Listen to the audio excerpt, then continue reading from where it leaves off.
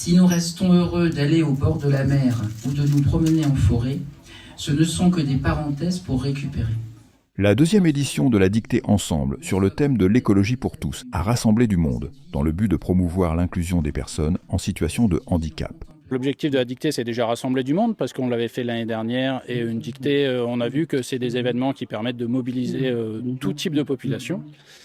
Et donc, à travers cet événement, proposer nos différents ateliers parmi lesquels les personnes pourront après participer, nous rencontrer aussi d'autres associations parce qu'on trouve ça très important qu'on ne reste pas chacun dans son coin, mais que toutes les associations travaillent ensemble pour améliorer le quotidien de tous les citoyens. Coupés de ces trésors, nous passons des heures sur des machines, surtout les jeunes, et faisons de merveilleux discours sur la nature dont nous sommes si loin.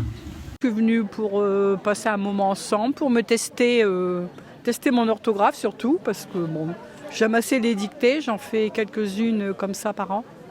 Donc, c'est toujours intéressant de voir notre niveau. C'est une très bonne idée parce que ça fait venir du monde et que je trouve que le fait de le faire avec ce côté un peu festif, un peu bienveillant, etc. Ça permet de faire venir des gens et ça permet d'attirer du monde et donc de les sensibiliser de manière efficace. Ici, on a un vrai avantage, c'est qu'on a le cadre qui donne un lieu déjà magique pour faire une dictée. Et en plus, il y a les associations, donc c'est parfait, c'est pour une bonne cause. L'inclusion est vraiment importante, il faut absolument mettre en avant ces points pour que la municipalité, en même temps, tout le monde, quel que soit le moyen, une dictée, c'est aussi un bon vecteur pour faire parler des associations, pour l'inclusion.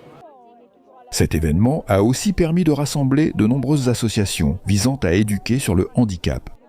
L'objectif de cet après-midi, donc, c'est de fédérer plusieurs associations et de faire parler, entre autres, de la nôtre, vu qu'on l'organise, et de sensibiliser le public sur les différents types de handicap et surtout sur l'inclusion, parce que nous, c'est ça qu'on cherche dans notre association.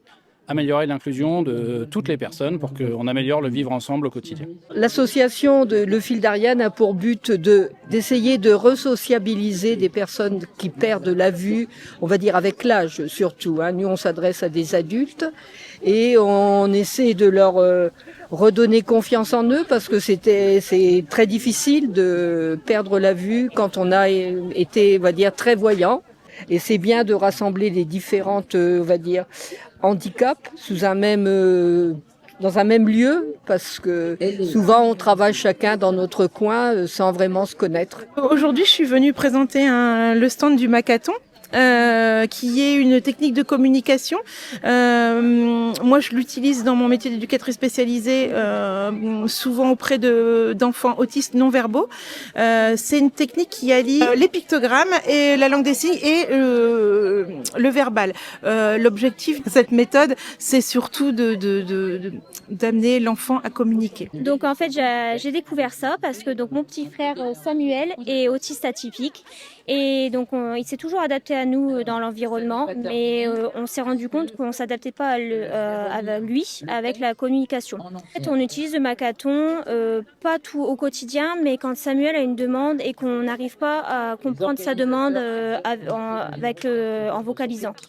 Donc du coup, on va lui faire voir des pictos. Et de là, en fait, ça désamorce une éventuelle crise, en fait, autistique. Et de là, on arrive à se comprendre avec le Makaton. La sensibilisation au vivre ensemble dans une société parfois encore trop discriminante est un enjeu majeur pour l'inclusion des personnes en situation de handicap.